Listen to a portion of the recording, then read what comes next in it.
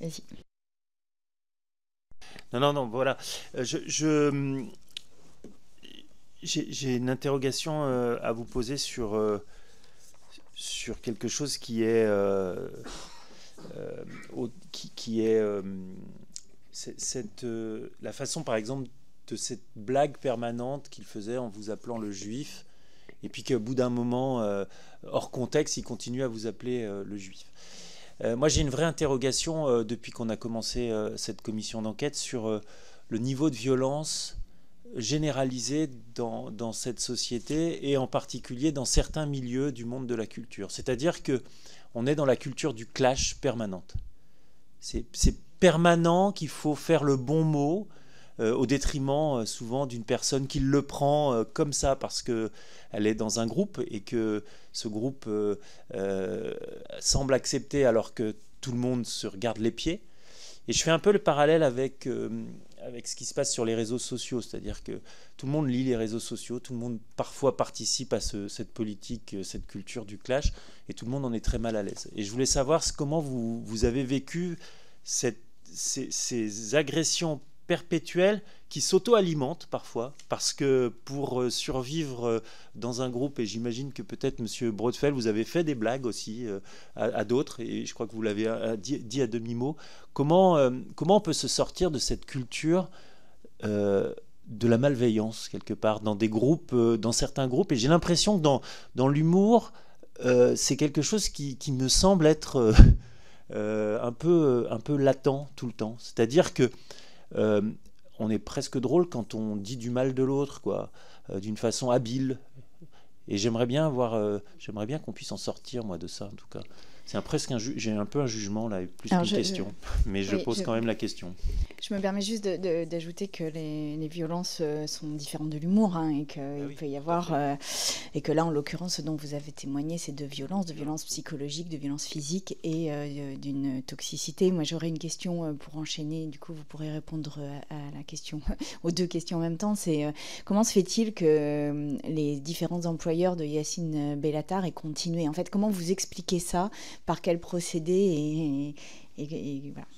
Madame Béraud. Oui, je vais répondre brièvement à vos deux questions. Alors déjà, Monsieur Balanon, je vous rappelle que moi, mon témoignage date de 2009. À l'époque, il n'y a pas les clashs sur les réseaux sociaux. Donc vraiment, Yacine, il peut même pas s'excuser de ça. C'est-à-dire qu'à un moment donné, c'est gratuit, c'est méchant. Oui, je sais. Mais ce que je veux dire, c'est qu'on n'a pas encore cette culture-là. Donc en fait, Yacine Bellatar, je pense, purge sa violence avec nous sous couvert de l'humour. Et moi, je m'en suis beaucoup voulu à l'époque, et je m'en excuse auprès de toi, Kevin, il se faisait appeler le juif, et je regrette amèrement de n'être jamais intervenu, mais moi de mon côté je me faisais appeler la grosse, la moche, les autres n'intervenaient pas non plus.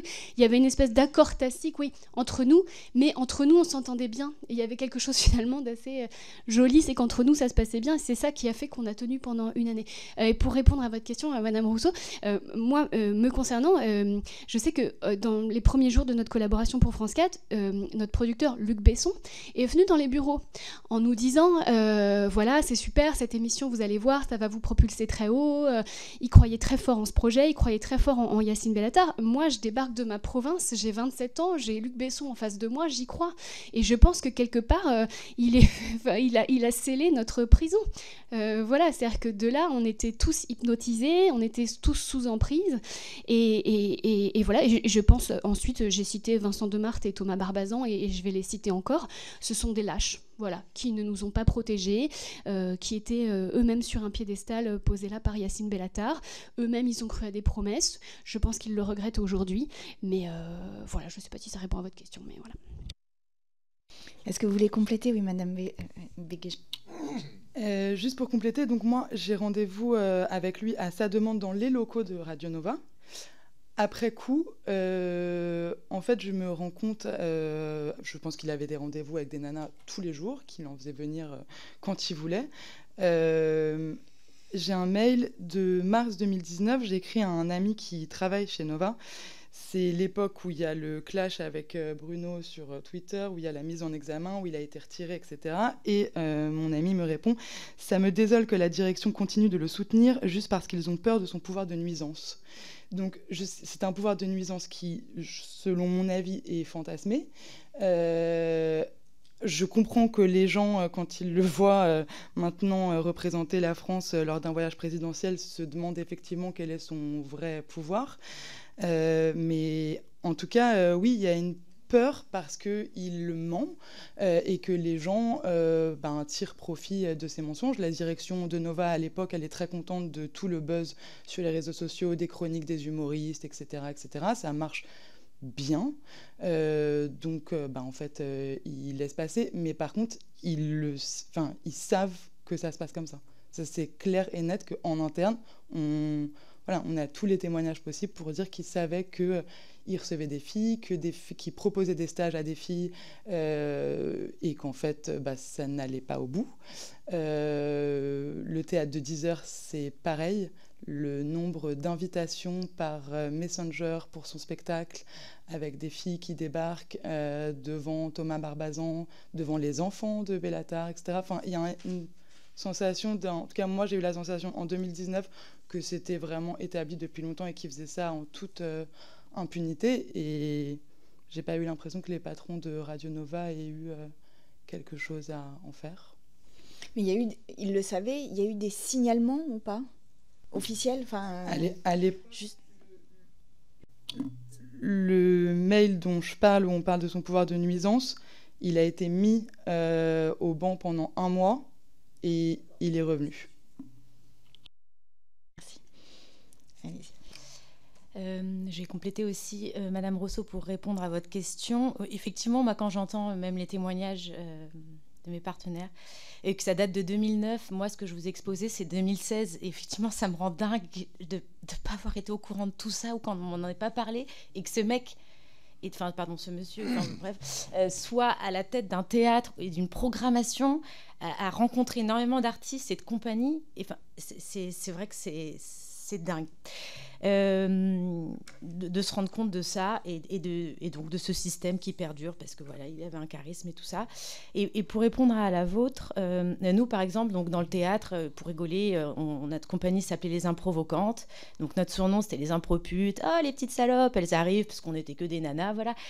Ça faisait rire tout le monde et nous on riait aussi. Et après on allait dans les loges, on était là, qu'est-ce qu'ils sont lourds, franchement. Mais en fait. Alors, dans le milieu de l'humour, on a été habitués à ça, en fait, à être considérés comme des petites pépettes et à devoir rire de ça. D'ailleurs, on en riait aussi sur scène, presque, on était contente. On se disait qu'on pouvait libérer ça sur scène et on faisait beaucoup d'impro là-dessus, où on jouait des gros lourds, voilà, ça nous amusait. Et effectivement... dire quelque chose, c'est casser l'ambiance, c'est plus être drôle, c'est être féministe, voilà, une chienne de féministes. Et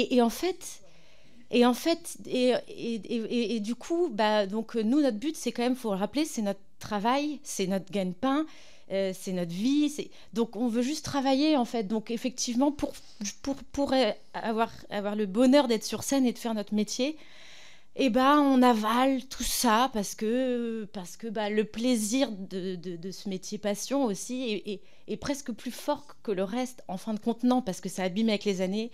Et nous, en fin de compte, la compagnie, après, s'est dispatchée et ça a été compliqué pour certains de remonter sur scène. Mais voilà, c'est qu'avant, voilà, moi, c'était à l'époque de Balance ton porc.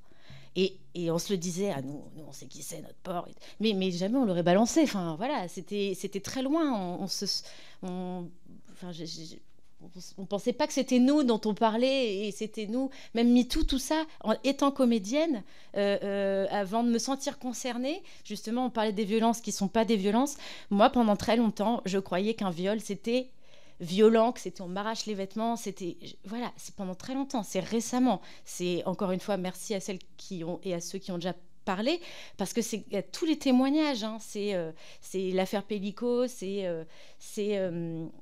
Judith Godrèche, c'est toutes ces femmes qui ont pris la parole ces dernières années qui ont réellement permis d'ouvrir les yeux sur un système auquel on s'était habitué et on avait l'habitude d'avancer là-dedans, quoi. Et c'était la vie, quoi. Et donc c'est chouette, ça change, mais c'est récent, quoi.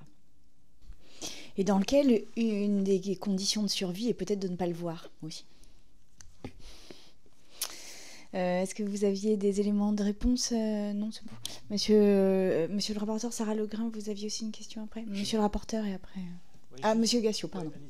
Juste pour répondre à monsieur le rapporteur sur comment on peut arrêter ça et pourquoi il y a cette tolérance et pourquoi, principalement dans le milieu de l'humour, j'ajoute que je ne suis pas humoriste, moi je suis auteur. Hein. Humoriste, c'est un vrai travail, le son, c'est monter sur scène, c'est un vrai travail. Moi, je suis que auteur. Et j'essaye de faire drôle, et j'y arrive pas tout le temps. Pourquoi dans le milieu de l'humour, ça se passe comme ça? Parce que ça dépend dans quel endroit on est. Si on fait de l'humour politique, ça va être très violent sur la politique. Si on est dans l'humour, je parle de Scrabble, ça va être très violent sur les rapports entre les humains. Aujourd'hui, dans le stand-up, c'est beaucoup les rapports hommes-femmes. Vous avez remarqué, les gens, moi, ma femme, c'est souvent ce type de rapport-là. Ce qui détermine jusqu'où on peut aller, c'est le groupe. J'ai vécu dans plein de groupes. J'ai fait 4 équipes d'auteurs au Guignol que j'ai formées. Et à chaque fois, nos tolérances étaient celles du groupe, celles de... Géographiquement, dans un bureau, on pouvait dire des choses parce que tout le monde pouvait agréer à ces choses. Si quelqu'un avait dit « ça me gêne », que tu l'appelles le juif, ça me gêne. Ah, ok, on se serait arrêté. Mais on aurait pu faire ça. On aurait pu faire ce genre de choses. Parce que quand on est dans un groupe, c'est l'ordre du groupe qui compte. En dehors de ce groupe, on se comporte comme la société veut qu'on se comporte et la loi veut qu'on se comporte. Il est interdit de diffamer, il est interdit d'injurier, ce que fait régulièrement Bellatar en dehors. C'est interdit d'être violent, c'est interdit de frapper les gens. J'ai été condamné pour ça, moi, parce que j'ai mis une claque à un paparazzi un jour. Ben ouais, il ne faut pas le faire. J'ai été condamné, j'accepte la condamnation. Mais dans un groupe d'humour, le niveau d'infamie jusqu'où on peut aller est déterminé par le groupe. Si tout le monde est d'accord, personne ne va crier. Si une femme au milieu dit « Arrêtez les gars, ça me gêne énormément », le groupe s'arrête. Normalement, c'est ça la ligne.